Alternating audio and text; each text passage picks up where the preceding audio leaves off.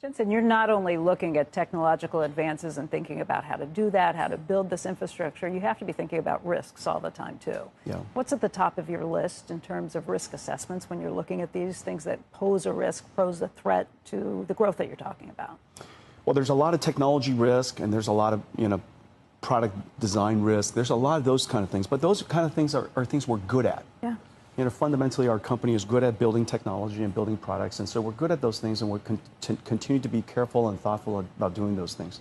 The things that are hard for us, that are new for us, is geopolitical risk, and it's out of our control. And the best thing that we could do is just inform policymakers and governments about the nature of AI, why it's different than previous technologies, to be accessible to them, to be informative to them, and then help them shape policies that are in the best interest of the world, the best interest of the countries. So how far ahead of China do you think we are in terms of AI development at this point? How close? Depending on which layer of the stack, but overall, I would say we're not far ahead. If you look at the entire stack, they're way ahead on energy. I am so happy that President Trump leaned into pro-growth, pro-energy growth, so that an entire industry above it could grow. If you could just imagine, without President Trump's pro-energy policy, that entire layer above the energy would have been constrained. China's well ahead of us on energy. We are way ahead on chips. They're right there on infrastructure. They're right there on AI models. Our models are better overall. OpenAI's is better, Anthropic's is better, Gemini's better. However, their open source models are well ahead of us. And then on the application layer, we have to be quite mindful because their applications are very fast moving. Their society is very quick in adopting new technology. They're under-regulated they don't regulate heavily at the industrial level. And so the applications in China are advancing incredibly fast.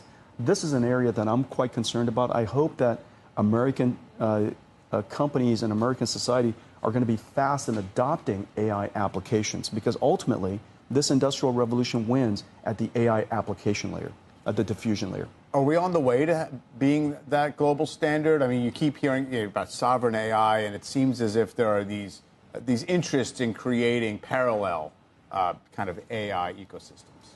If we don't win around the world, someone else, if we preclude other people from building on the American tech stack, they'll have to use some other stack.